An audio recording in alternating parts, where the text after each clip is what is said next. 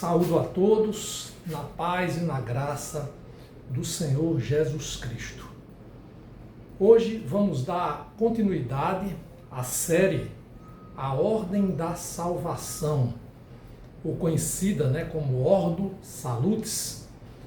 Já fizemos o primeiro estudo sobre eleição e predestinação e hoje pretendemos abordar o tema que é o segundo, vocação eficaz. Vamos direto ao ponto. O que é vocação?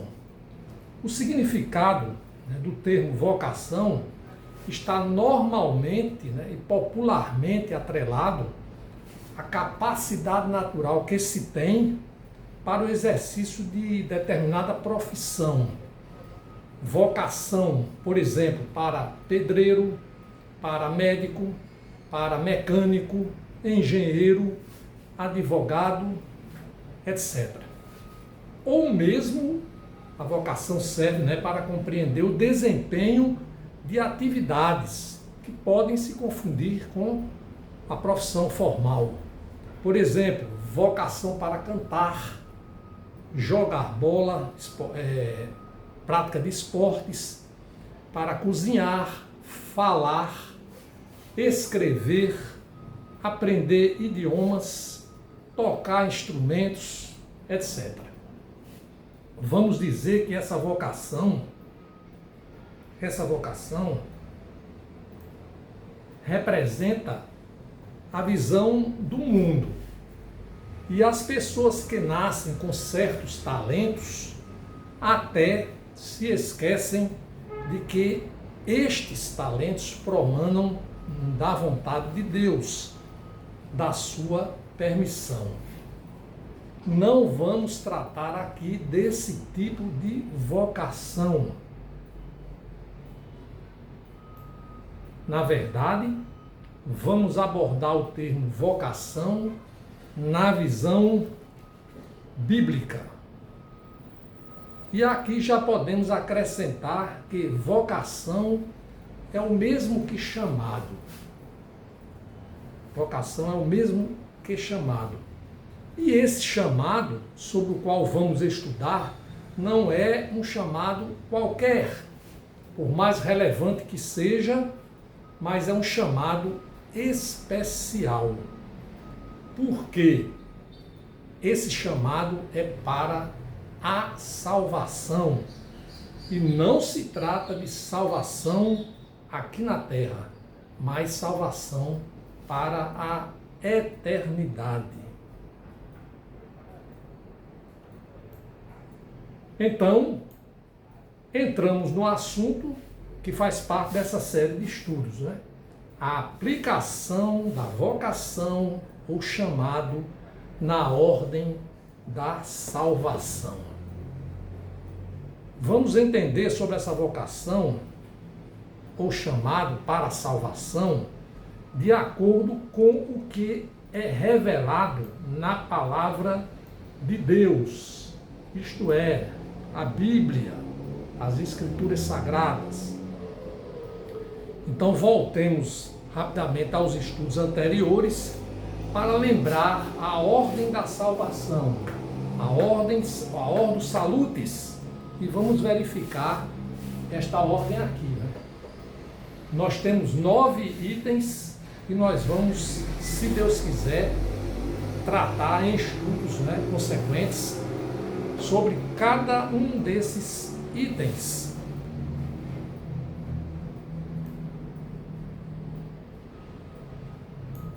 Podemos perceber aqui que entre a eleição, que é o ponto número 1, eleição e predestinação, e a conversão, que é o item 4, que existe aqui, vamos dizer, um vazio, ou seja, o 2 e o 3 é preenchido aqui pela vocação eficaz e pela regeneração.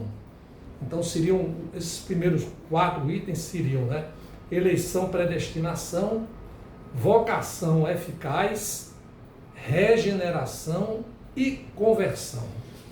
Sobre regeneração, que implica a regeneração implica no nascer de novo, gerando arrependimento e fé, ou seja, a conversão. Então, olha, só para colocar.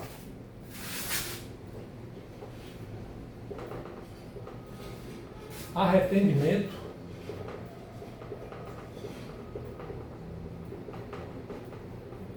e fé. Então, arrependimento e fé geram a conversão aqui. Geram a conversão. Mas nós vamos falar sobre isso noutra oportunidade. Então vamos por etapas. Então, para se atingir a conversão, que é o ponto 4, é preciso entender que houve uma eleição, que é o ponto 1, feita na eternidade de Deus, predestinando, por isso tem o nome predestinação, aqueles que seriam salvos. Eu vou colocar seriam, mas vou colocar aqueles que serão salvos.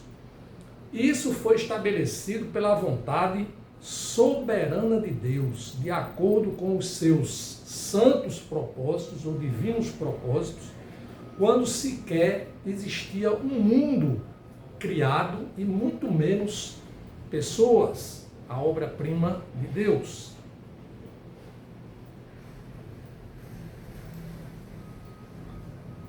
Então, sobre eleição já tratamos no estudo anterior, certo? Agora, lembrando, né, que a eleição ocorreu na eternidade, antes de tudo, então agora, na existência terrena, desde que o mundo é mundo, né, na vida das pessoas, as pessoas de modo geral são chamadas para a salvação. Antes precisamos entender que quando se fala em vocação ou chamado, se pressupõe alguém que chama, um sujeito ativo, e alguém que é chamado, que é um sujeito passivo. O chamado para a salvação sempre é de Deus, que é o sujeito ativo. Só Deus salva. Só há essa possibilidade. Então, o sujeito ativo sempre é Deus. E como a pessoa, sujeito passivo, ouve esse chamado? Então, a pessoa ouve o chamado. Como? Pelo ouvir a palavra de Deus, por meio do Evangelho, mediante uma pregação, uma leitura da Bíblia, um louvor, né, que se ouve. Esse chamado é que produz fé, que é um dom de Deus. Vejam que o chamado pela pregação do Evangelho é denominado de chamado externo. Porque, embora seja a palavra de Deus, Deus utiliza pessoas para a sua proclamação. São os evangelizadores ou evangelistas ou missionários. Toda pessoa, todo cristão, na verdade, é um evangelista, é um missionário. Missionário não é só aquele que vai fazer missões distantes do lugar onde vive, não.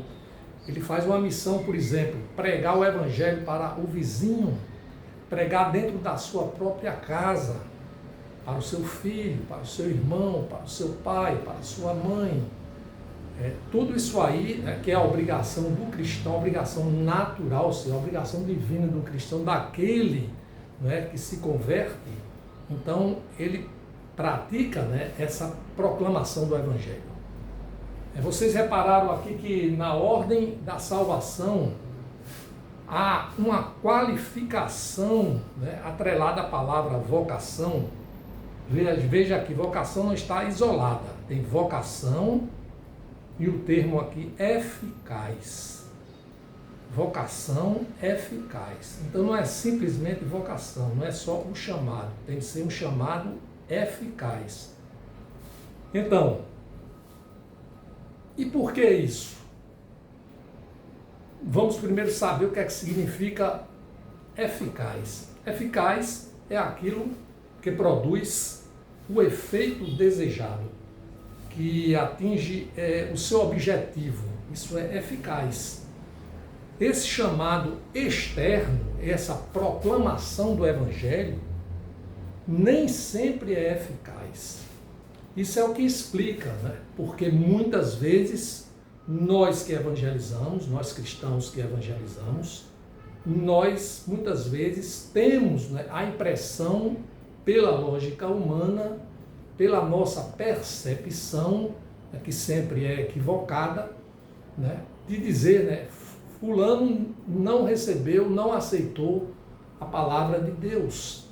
Essa é dentro da nossa percepção. Esse é o chamado externo. Ele nem sempre é eficaz. Mas quando nem sempre é eficaz, é nesse sentido de que realmente a pessoa não aceitou o Evangelho. Pelo menos naquele momento. Então, é uma palavra que para nós ela não foi eficaz. Por isso, muitos não ouvem e não se convertem.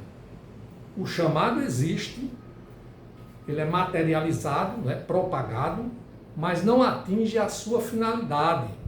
Ou seja, ao nosso ver,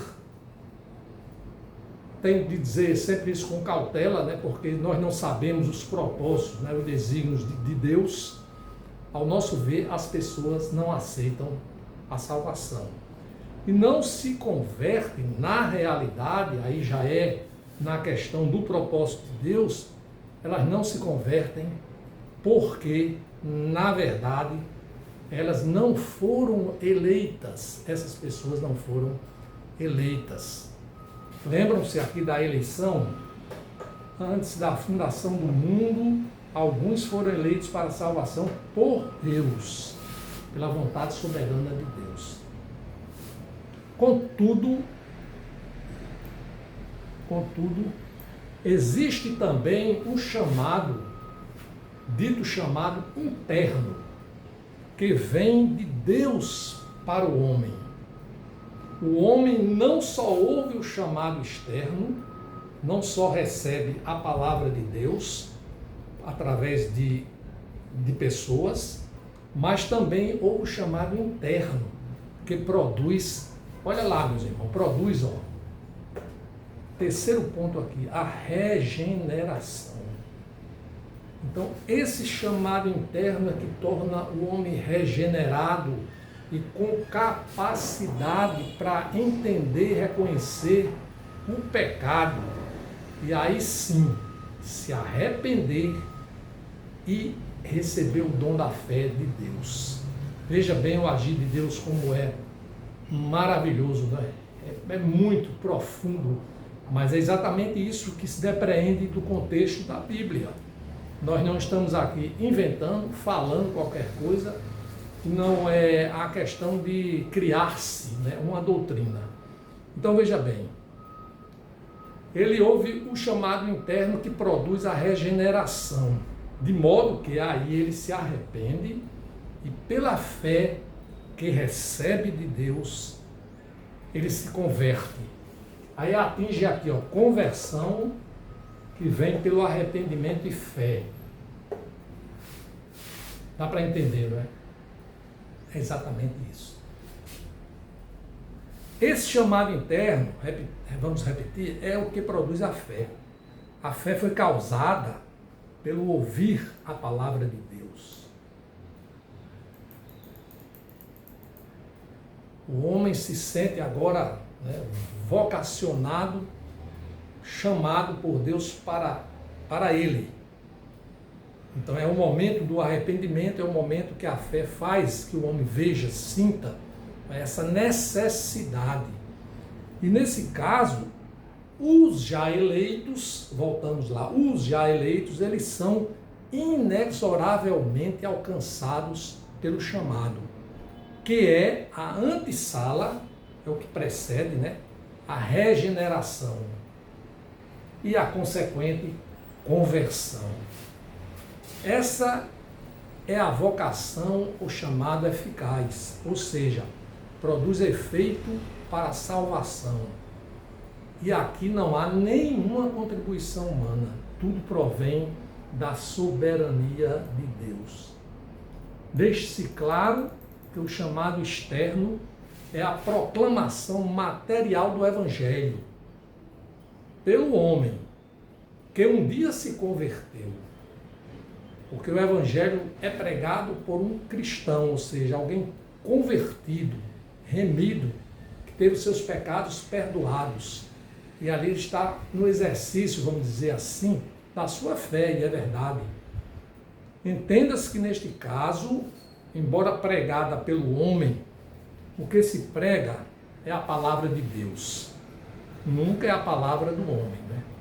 E como vimos, o chamado decorrente da atitude do homem pregar a palavra pode ser eficaz ou ineficaz. E somente será eficaz para os já eleitos. É exatamente aquele que, quando os missionários proclamam o Evangelho, eles verdadeiramente, de forma genuína, pela força do Espírito Santo, se arrepende e aceita Jesus e quer fazer parte da família de Deus, com o coração quebrantado, verdadeiramente entregue. Por isso, na ordem da salvação, existe a palavra eficaz, adicionada à palavra chamado ou vocação. É por isso que, quando nós estudamos os elementos aqui da ordem, nós encontramos sempre vocação eficaz. Porque a vocação que é ineficaz, ela não faz parte da ordem da salvação. Porque ela não provoca exatamente as decorrências da graça. A vocação tem de ser eficaz.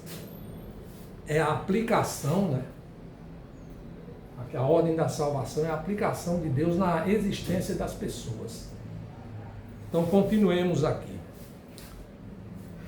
Podemos acrescentar que a vocação eficaz, ou chamado eficaz, é o mesmo que a graça irresistível. Isto é, a graça salvadora de Deus, que é aplicada eficazmente aos eleitos, superando que a resistência natural, a resistência que se tem, e levando-os à fé em Cristo. Resumindo, podemos entender o chamado ou vocação eficaz ou graça irresistível como uma obra interna e sobrenatural do Espírito Santo, movida pela pregação, pelo ouvir, a pregação do Evangelho, uma proclamação da mensagem salvífica.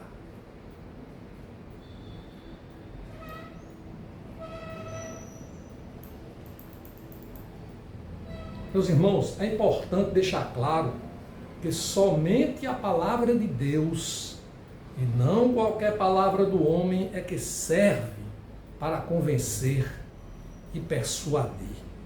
Por isso que é somente a pregação do Evangelho, e não qualquer boa nova, boa notícia, ou qualquer palavra, por mais bem intencionada que seja. Em outras palavras, não é só a questão da emocionalidade, a questão de ser educado e receber uma palavra, a questão de compreender palavras eloquentes, sensíveis. Não. A palavra que salva é o Evangelho de Jesus. É o Evangelho da paz, é o Evangelho genuíno.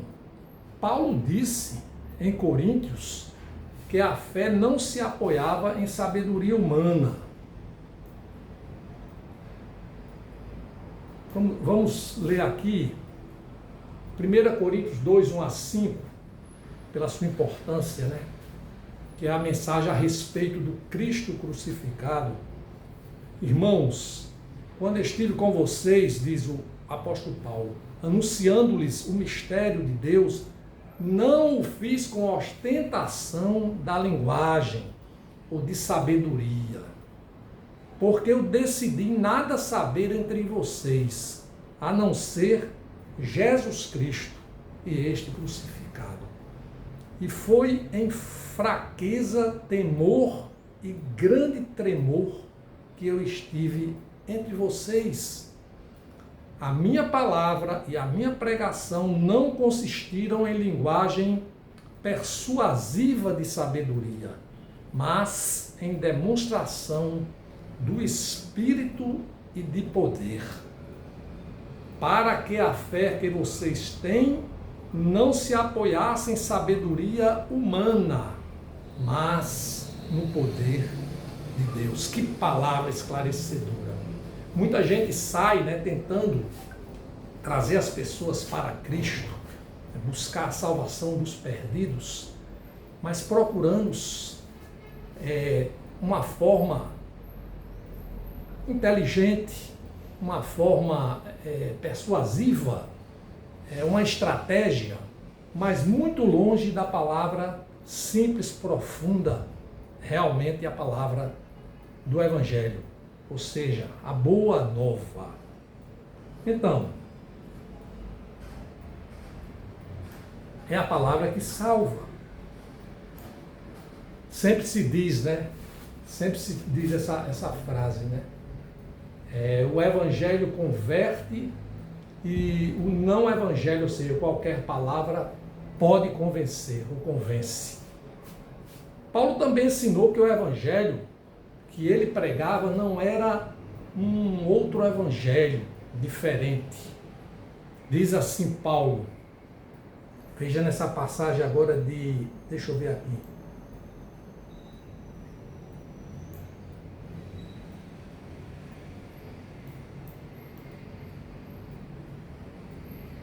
Diz aqui Paulo, não há outro evangelho. Estou muito surpreso em ver que vocês estão passando tão depressa daquele que os chamou na graça de Cristo para outro evangelho, o qual na verdade não é outro, ou seja, ele nem considera que é evangelho, e claro que não é, só existe um evangelho, uma boa nova, a boa nova da salvação.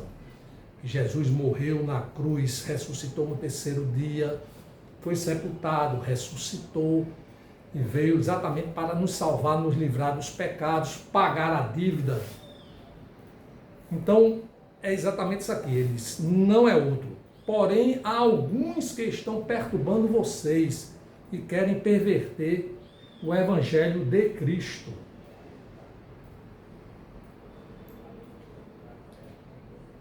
Mas ainda que nós, ou mesmo um anjo vindo do céu, pregue a vocês um evangelho diferente daquele que temos pregado, que esse seja anátema, ou seja, amaldiçoado. Como já dissemos, diz Paulo, e agora repito, se alguém está pregando a vocês um evangelho diferente daquele que já receberam, ou seja, do que Paulo já havia pregado, que esse seja anátema. De novo, ele fala com muita ênfase. Então, irmãos, na teologia reformada, a pregação do evangelho ela não antecede a graça, mas é um dos meios pelos quais Deus aplica a graça na vida dos eleitos. A graça de Deus manifestada na eleição e na obra redentora de Cristo é a fonte da salvação, enquanto a pregação é o instrumento pelo qual essa graça é comunicada e recebida por todos que ouvem. A pregação do Evangelho é o principal meio pelo qual Deus chama os eleitos à fé e os conduz ao arrependimento e à conversão. O principal versículo bíblico que menciona que a fé vem pelo ouvir a palavra É carta aos Romanos, verso 10, capítulo 10, verso 17. Carta de Paulo, que diz assim: e assim a fé vem pelo ouvir. E o ouvir, qualquer coisa? Não. Ouvir pela palavra de Cristo. A expressão pregar o evangelho, ou frases, né, no mesmo sentido, elas estão espalhadas, né, em diversos versículos da Bíblia, principalmente no Novo Testamento. Um versículo-chave que os irmãos conhecem é o Evangelho de Marcos 16, capítulo 16, versos 15 e 18, onde Jesus manda seus discípulos, Jesus envia os seus discípulos assim, ele diz: vão, né, o ide por todo mundo e preguem o Evangelho a toda criatura.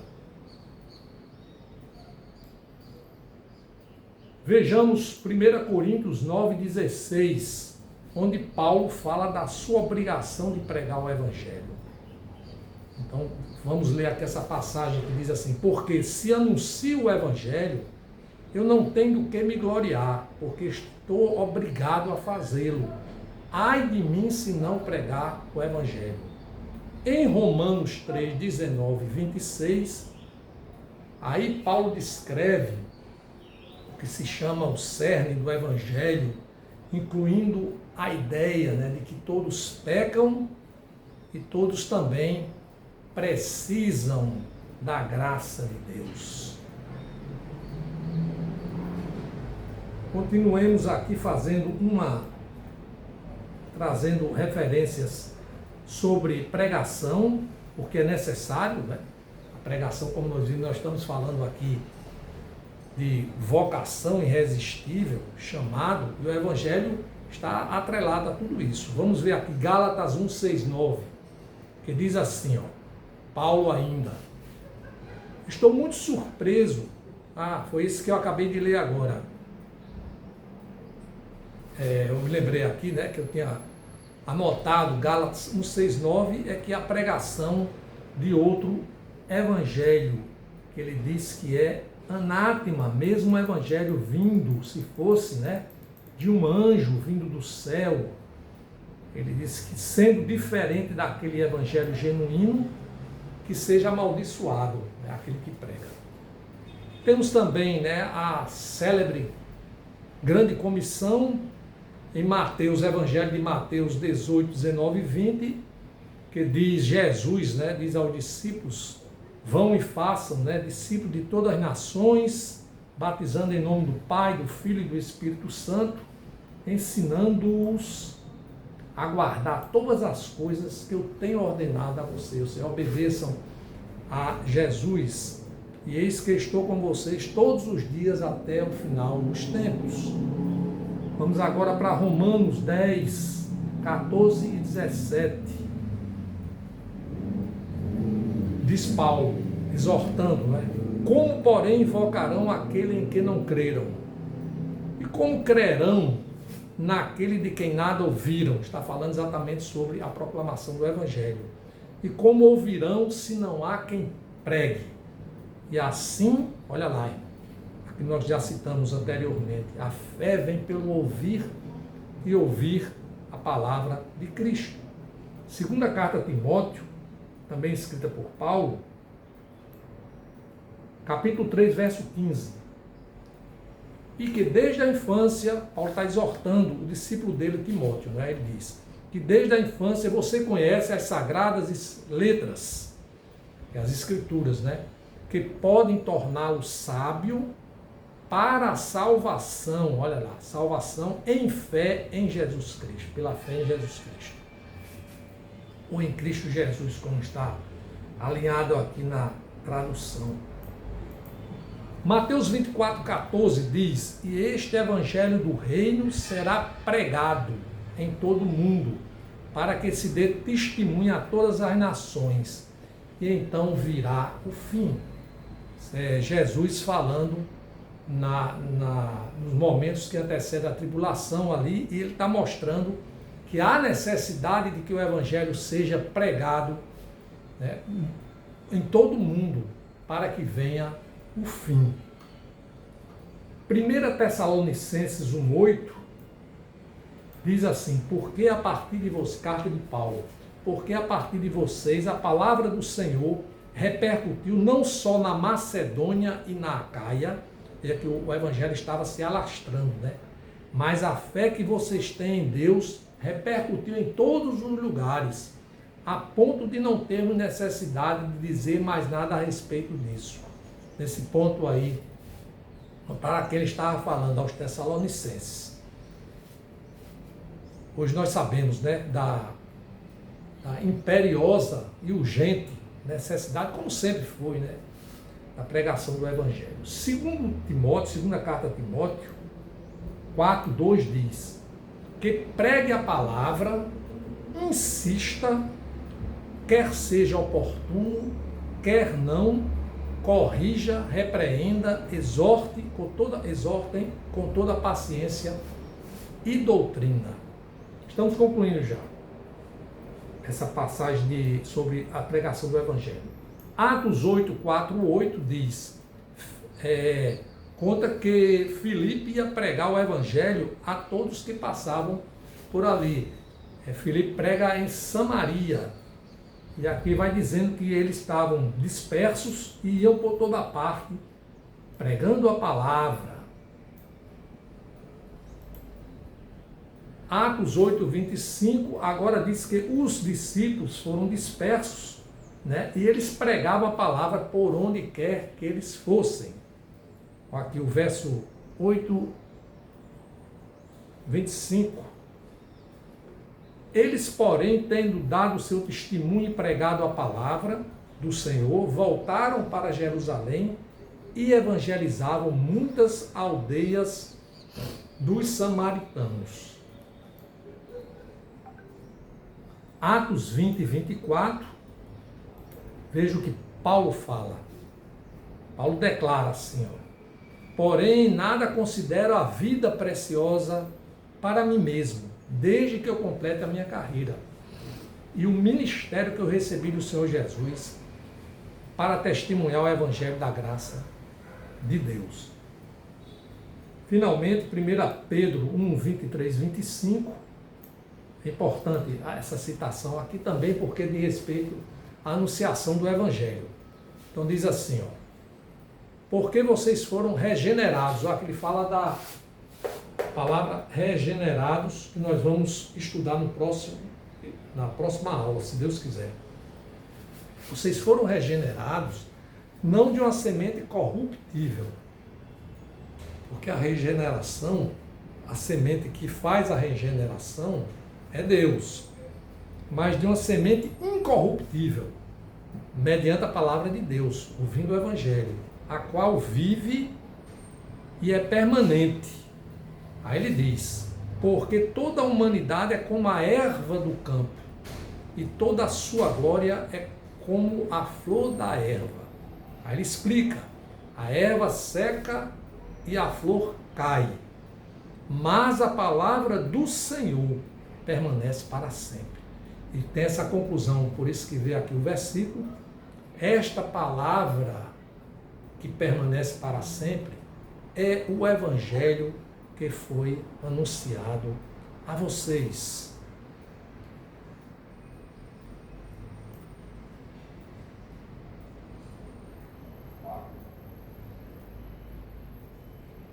Deixa eu me ver aqui. Então, irmãos, mostramos várias citações da Bíblia evidenciando a importância da pregação do Evangelho, que representa o chamado externo, material do Evangelho. Ocorre o chamado eficaz, então, existe a pregação.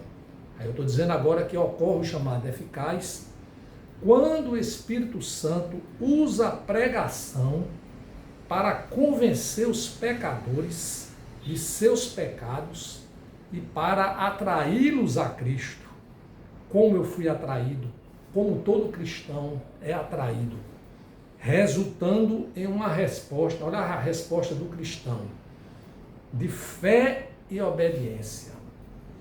Claro que ele não faz isso por vontade própria. Ele faz isso porque ele se converteu. Ou melhor, Jesus o converteu. Embora a pregação seja um meio essencial na aplicação da salvação, ela não é anterior à graça de Deus. Já falei sobre isso, né? Mas um instrumento que opera em conjunto com a ação do Espírito Santo na vida dos crentes. Nesse sentido, não há aqui rigorosamente uma ordem cronológica, mas nós temos aqui uma ordem lógica, porque na verdade, quando o Evangelho é pregado, a regeneração que provoca arrependimento e fé e gera conversão, isso aqui está dentro da sobrenaturalidade, né, de Deus. Então não há como você dizer exatamente como segue, né, uma ordem fechada, que praticamente acontece no mesmo instante, no mesmo momento.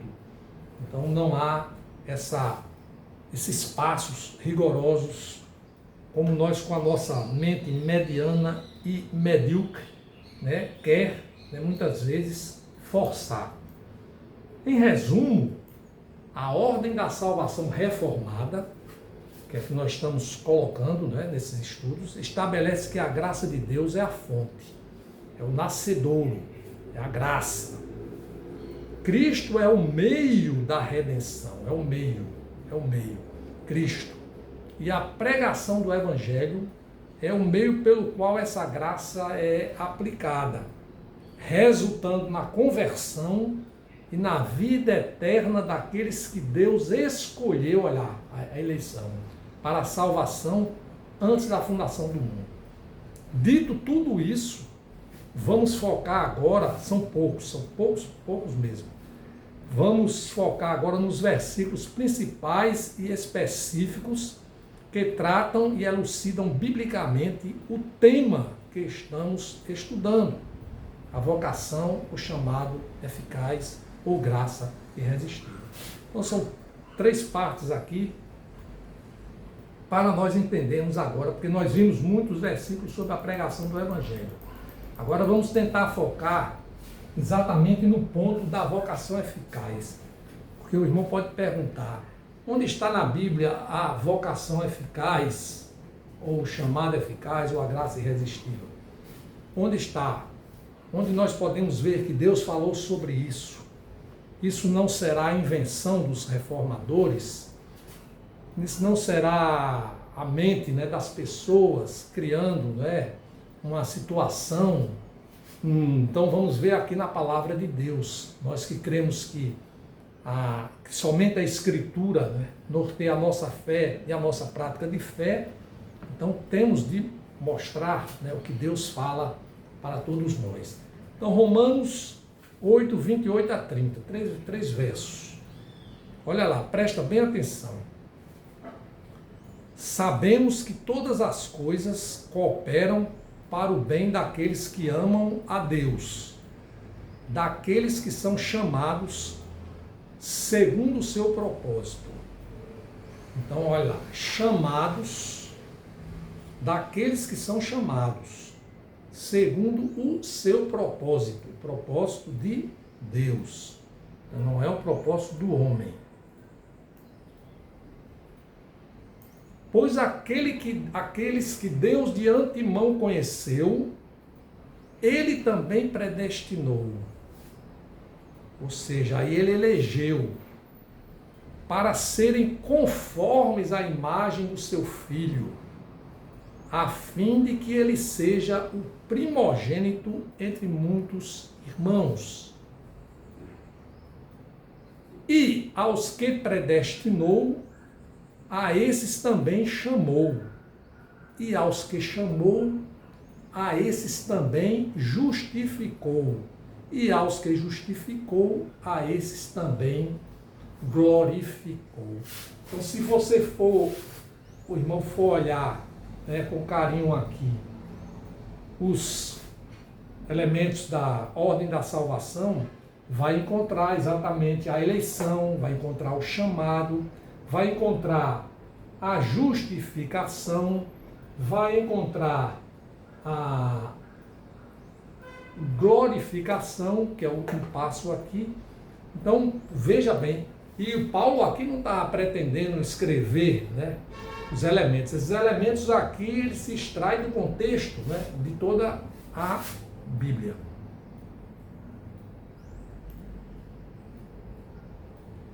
Fazendo uma pequena análise desse texto, então vamos dizendo assim, pois aquele que Deus de antemão conheceu, ele também predestinou. Essa passagem, como vocês verem aqui, inicia-se com a presciência, né? Deus conheceu de antemão, e com a predestinação de Deus para as pessoas que serão salvas. Então Deus escolheu quem Ele quis. Para quê?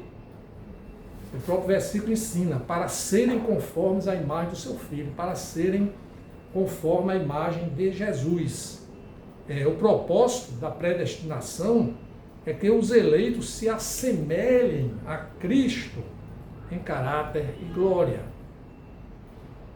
a fim de que ele seja o primogênito entre muitos. A palavra primogênito pode significar o primeiro na ordem de nascimento, sim, mas também, biblicamente, indica a primeira e mais importante posição, que é a posição de Jesus, a de herdeiro principal, de herdeiro de soberano, né, de rei, quem será, né, ele exaltado, honrado, e desse modo exercendo a liderança sobre todos os irmãos da fé. Esses irmãos formam a família de Deus. Então, irmãos, por meio da predestinação e da eleição divinas, os eleitos de Deus serão conformados à imagem de Cristo e o terão como o irmão mais velho da família da fé, reconhecendo assim sua soberania, amor e direito ao senhorio sobre todos. Então, se reconhece tudo isso em Jesus, que é o primogênito, ou seja, é o modelo. Não é o primogênito no sentido de que ele é o irmão mais velho, simplesmente.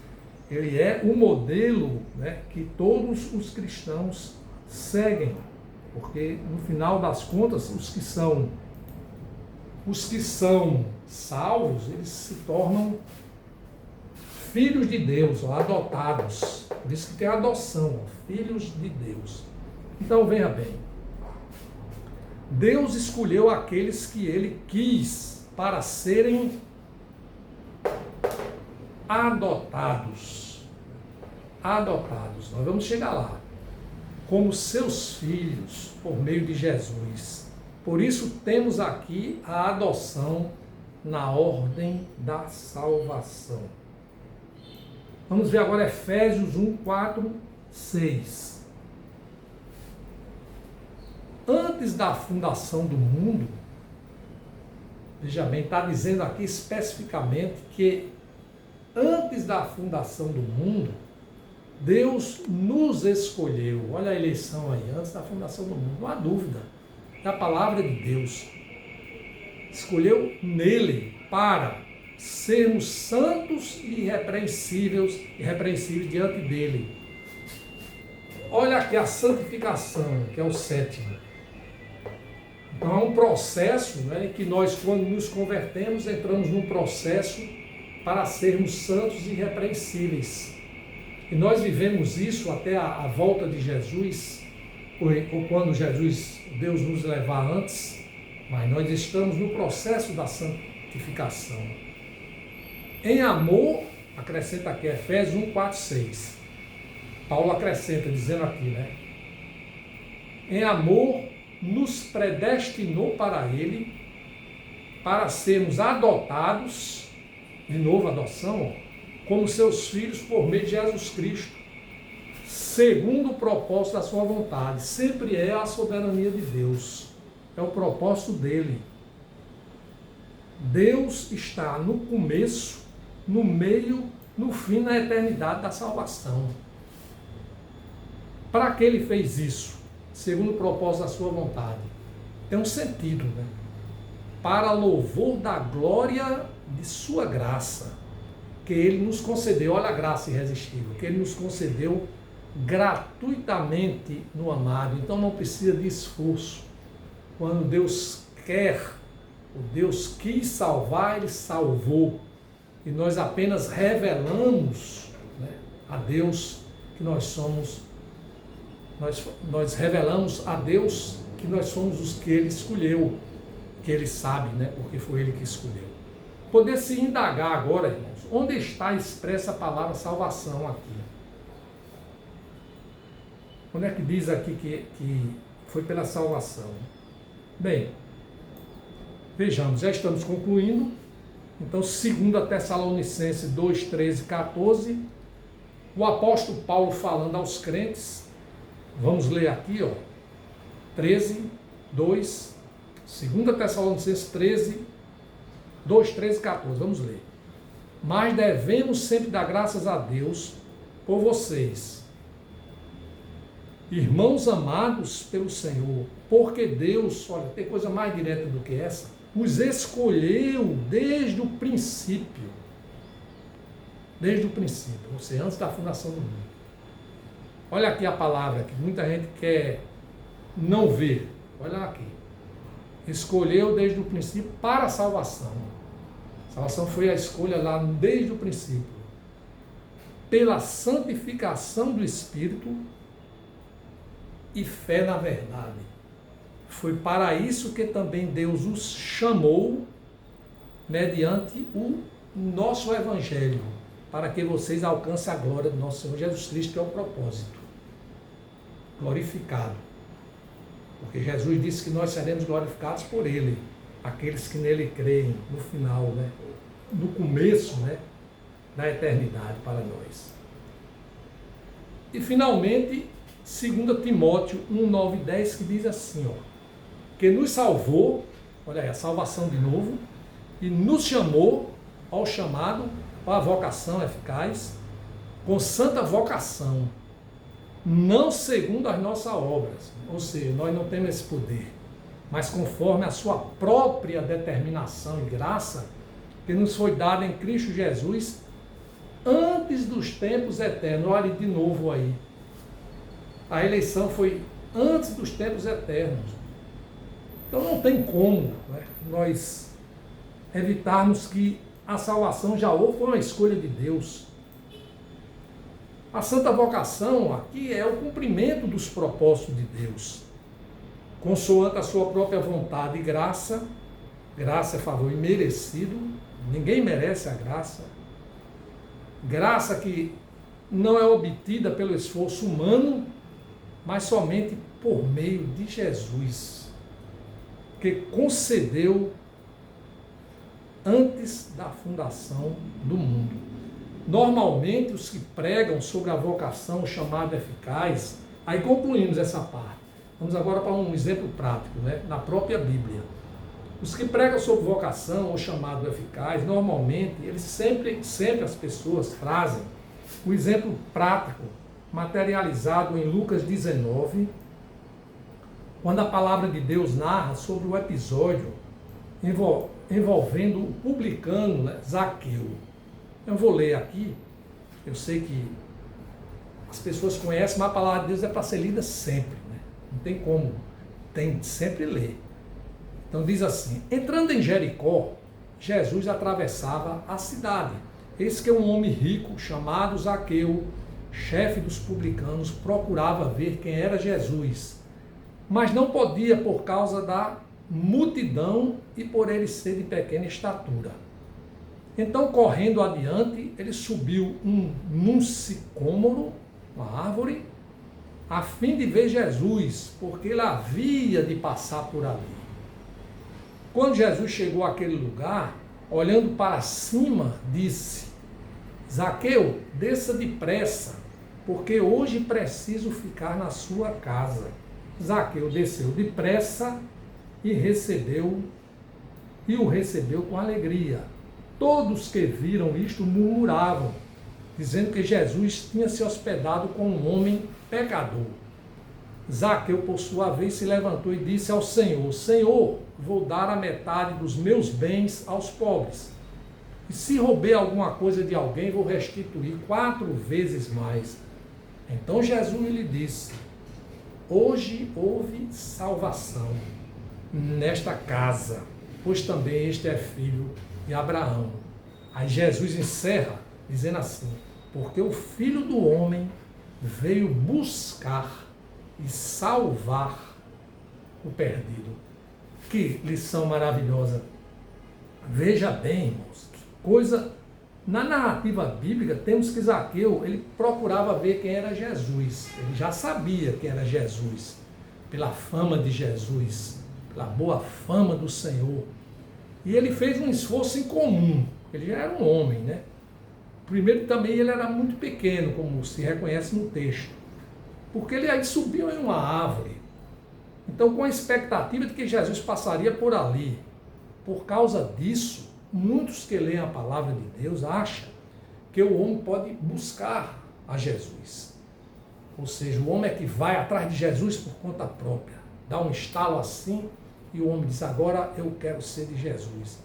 Contudo, voltando à narrativa bíblica, observa-se que ela se inicia com o seguinte texto, que às vezes nós esquecemos, né? Vamos repetir aqui. Entrando em Jericó, a atividade de Jesus. Entrando em Jericó, Jesus atravessava a cidade. Na verdade, pelo contexto, não era Zaqueu que por livre e espontânea vontade buscava Jesus, mas Jesus é quem buscava Zaqueu. Isso explica que Deus age antes para despertar. Olha, Deus vai agindo para despertar o interesse do homem pecador por Cristo. Zaqueu é um daqueles que foi escolhido antes da fundação do mundo para a salvação. E Jesus oportunizou o encontro. A propósito, vejam bem, no capítulo anterior a este, aí no mesmo lugar, aí, no capítulo anterior, que lemos, vimos semelhante agir de Jesus em relação à cura do cego de Jericó. Lucas capítulo 18, versos 35 a 43. Eu vou ler aqui também. Aconteceu que quando Jesus se aproximava de Jericó, um cego estava sentado à beira do caminho pedindo esmolas. E ouvindo o barulho da multidão que passava, perguntou o que era aquilo. Anunciaram-lhe que Jesus, o Nazareno, estava passando. Então ele gritou: Jesus, filho de Davi, tenha compaixão de mim. E os que iam na frente o repreendiam para que ele se calasse. Mas ele gritava cada vez mais: filho de Davi, tenha compaixão de mim. Jesus parou e mandou que trouxessem o cego. E tendo ele chegado, Jesus perguntou: o que você quer que eu lhe faça? Ele respondeu: Senhor, que eu possa ver de novo. Jesus lhe disse: pois então veja, a sua fé salvou vocês. Quantas pessoas hoje que têm a visão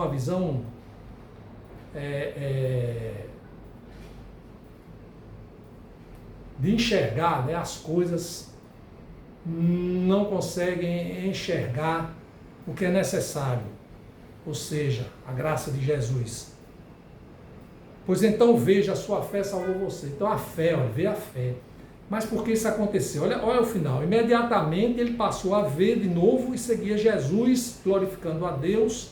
Também todo o povo, vendo isto, dava louvores a Deus. Mais uma vez podemos constatar que Jesus busca os perdidos, de acordo com a sua vontade. Assim como ele fez com Zaqueu, Jesus também agiu em relação ao cego, dando-lhe salvação.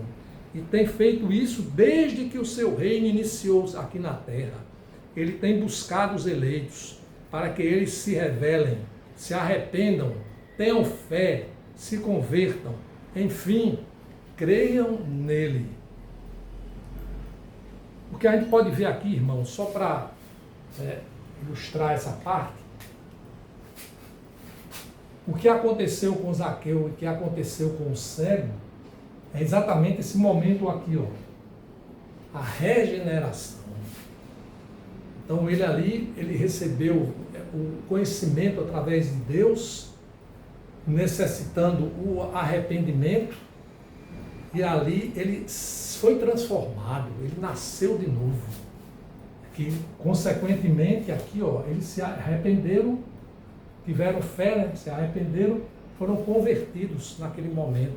Isso aí, como eu disse, não é cronologicamente, isso é logicamente, espiritualmente aconteceu com a pessoa, né? Com a figura do Zaqueu e do cego.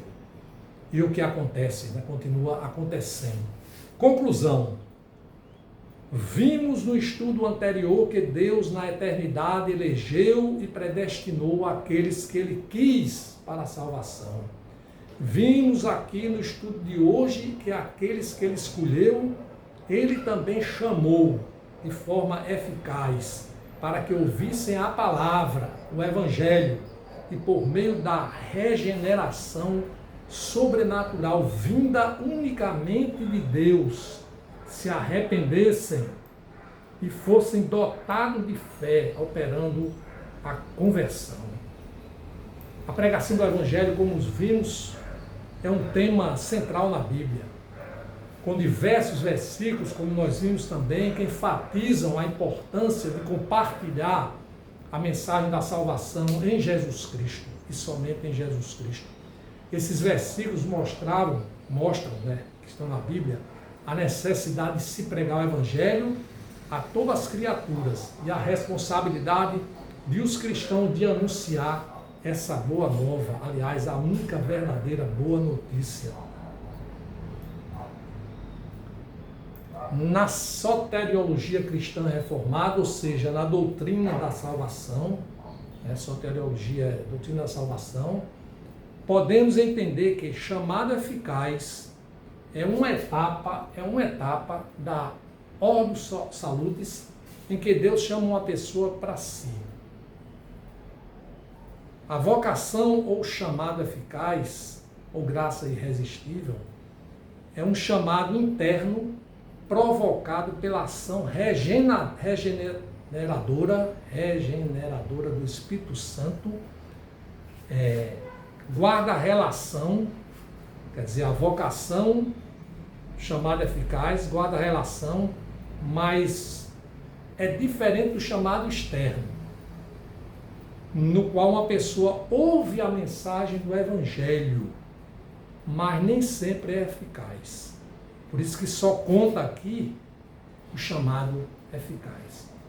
Como exemplo bíblico de chamado eficaz, mais um, né? Além dos que já citamos, podemos extrair de Atos 16:14. Esse verso curto aqui, né, com o mesmo efeito que já lemos. Certa mulher chamada Lídia, da cidade de Tiatira, vendedora de púrpura, temente a Deus, nos escutava. Isso aí, o escritor de Atos é Lucas, né, o mesmo que escreveu o Evangelho de Lucas. Então ele andava com Paulo. Então ele diz aqui, temente a Deus, nos escutava. Diz ele, o Senhor lhe abriu o coração para que estivesse atenta ao que Paulo dizia. Nesse momento que o Senhor lhe abriu o coração, é exatamente em que há a regeneração, porque ela se tornou, né, uma cristã ao receber o Evangelho. Aplicação final, né, do que falamos hoje. Se você recebeu o chamado externo, ou seja, se você ouviu a palavra e pela atuação do sobrenatural de Deus pelo Espírito Santo, você também recebeu o chamado interno, aí veio o chamado interno, então você perceberá que foi eleito para a salvação e agraciado pela graça, um favor imerecido que promove a regeneração no coração do pecador, dando-lhe nova vida espiritual, um novo nascimento. E essa regeneração, por sua vez, capacita você a responder com fé e arrependimento, redundando na conversão e nas consequências sobrenaturais na ordem da salvação. Então você se converte e aí vem, em seguida. Você é justificado, você é adotado, viverá um processo de santificação na segunda vinda de Jesus. Concluindo. Ou se você for chamado por ele a qualquer momento para fora dessa existência, conhecerá a glorificação.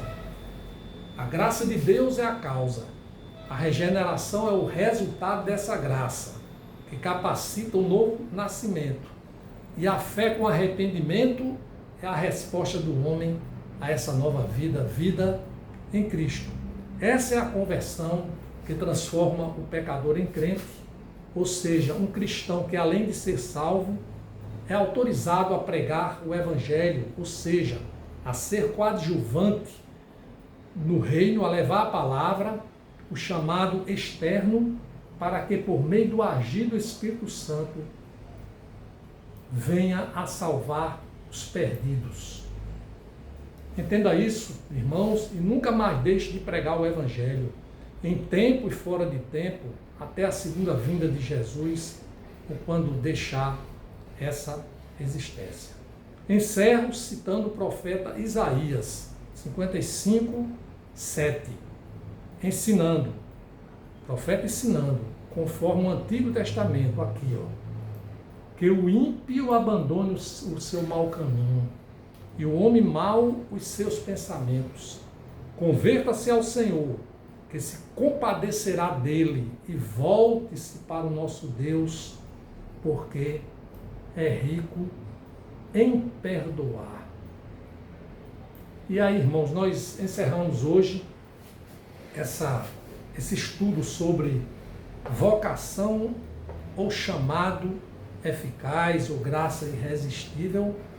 E no próximo, se Deus quiser, se Deus permitir, nós vamos abordar o outro passo, que é a regeneração.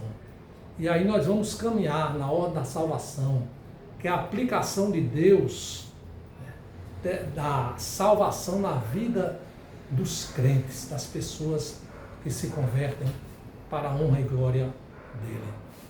Agradeço a Deus por esse momento, por essa oportunidade. Convido os irmãos a divulgarem a palavra de Deus. Convido os irmãos e exorto aos irmãos para que leiam a palavra de Deus, porque a palavra de Deus é a única fonte, de fato, que nós precisamos para ter uma vida honrosa, digna, e para que agrademos, aí sim, aos olhos do Senhor, por tudo que Ele já nos concede, e a salvação, que é o nosso objetivo, quando deixarmos este mundo. Então, obrigado ao Senhor, obrigado a vocês, e até a próxima, se Deus quiser. Amém.